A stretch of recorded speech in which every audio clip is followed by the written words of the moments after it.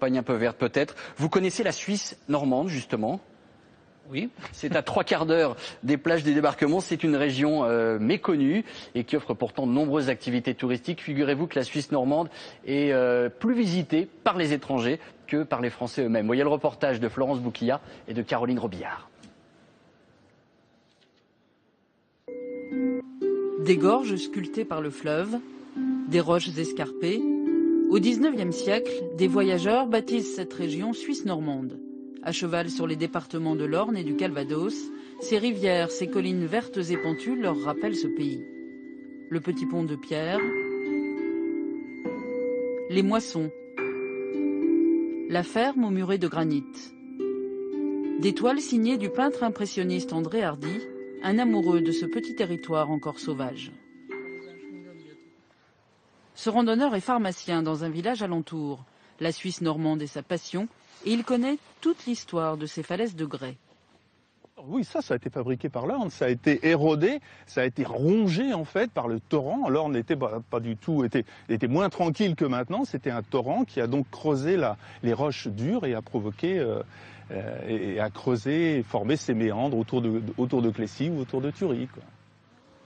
Clécy, 1200 habitants, capitale de la Suisse normande, gorgée d'eau et de verdure, le paradis des enfants qui viennent de la grande ville, Caen, à 30 km. Je viens ici parce que c'est la campagne, c'est un silence et puis il fait beau et tout. Avec les animaux, c'est bien quoi.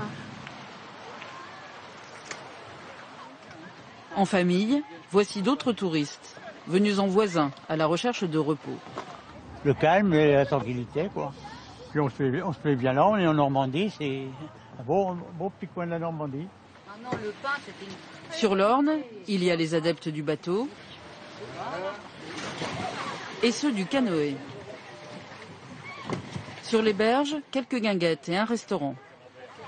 Sur le ponton, j'ai quand même salué des clients, vous voyez, des habitués. Emmanuel Castel a ouvert il y a quelques mois seulement. Ses clients, des habitués ou des étrangers, selon lui, une grande majorité de Français ignorent tout simplement l'existence de la Suisse normande. On sent qu'on reste méconnu. Il y a des gens qui chutent ici par hasard, qui découvrent et qui sont émerveillés par tout ce relief, par cette beauté du paysage, quoi, en fait. Un territoire discret, voire secret, fait de hameaux dispersés et de chemins creux. Parfois, les voûtes touffues offrent de jolies surprises. Au bout du chemin, le château de la Pommeraye, XVIIe siècle. Sa cour d'honneur, son orangerie et ses chambres d'hôtes. Des hôtes qui souvent ont fait un long voyage. Nous habitons à Washington. Ici, c'est très calme, très champêtre. Nous sommes très contents de pouvoir prendre notre temps pour apprécier les paysages, la cuisine, les gens et ce château. Quand nous allons au bar ou dans un restaurant, les serveurs s'assoient à notre table quand ils ne sont pas occupés. Ils discutent avec nous. Pour nous, c'est vraiment magnifique.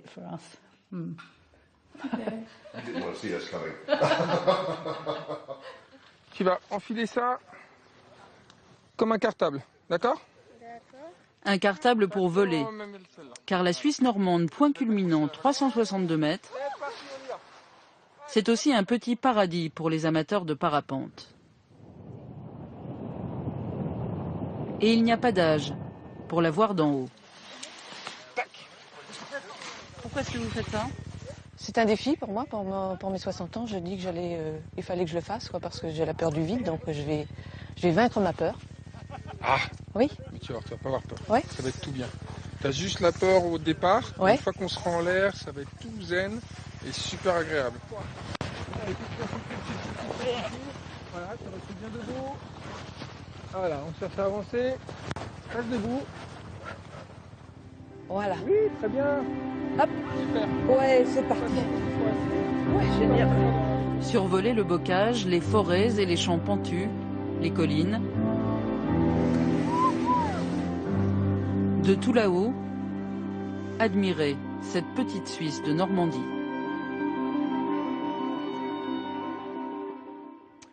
Voilà, c'est la fin de ce